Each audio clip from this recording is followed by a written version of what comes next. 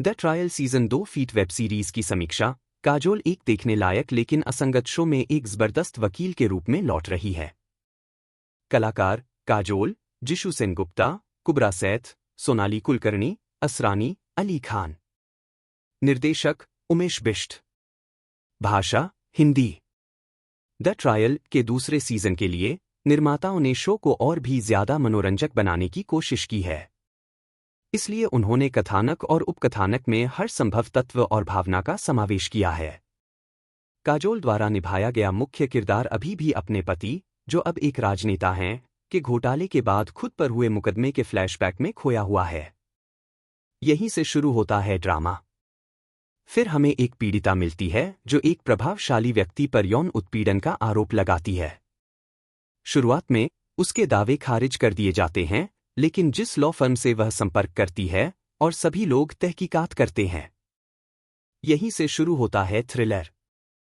फिर हमें बताया जाता है कि वह सच बोल रही थी। इसके बाद एक भावुक गीत आता है। यहां कमेंट्री शुरू होती है। फिर हम तेजी से हिट एंड रन और हत्या के प्रयास के एक और मामले की ओर बढ़ते हैं, जिसमें एक सोशल मीडिया इन्फ्लुएंसर शामिल है। ये दृश्य ऐसे चलते हैं मानो निर्माता जॉली एलएलबी फ्रेंचाइजी को खुद आगे ले जाने के लिए उत्सुक थे। यहां कॉमेडी शुरू होती है। बेचारे अक्षय कुमार और अरशद वारसी। लेकिन एपिसोड एक ऐसे मोड़ के साथ समाप्त होता है जिसकी किसी ने कल्पना भी नहीं की थी। यहां अब्बास मस्तान आते हैं। काजोल अब नोयोनिका की बारीकियों से परिचित हो चुकी हैं।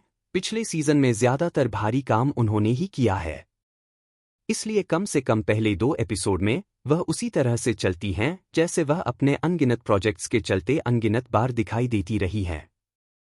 लेकिन 90 के दशक की एक महिला स्टार को अपने दरवाजे पर आने वाले अवसरों का आनंद लेते और उनका लुत्फ उठाते देखना भी उत्साहजनक है। लेकिन एक समस्या है। गिल्टी माइंड्स के विपरीत, जिसका दूसरा सीजन कभी नहीं आएगा, द ट्रायल कई संघर्षों को एक साथ मिलाकर एक सुसंगत कथा बनाने में असमर्थ है।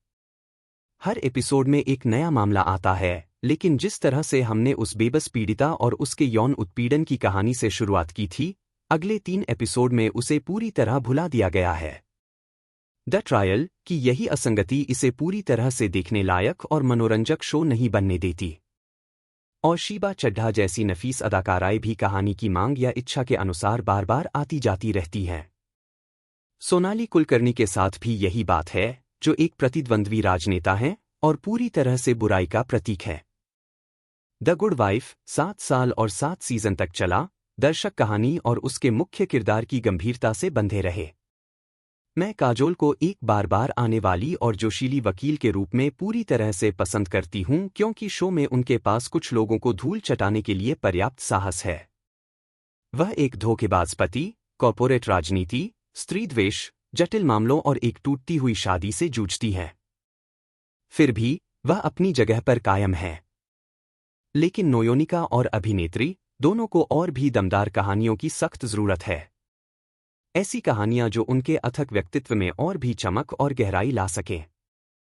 तब तक मुकदमा खत्म।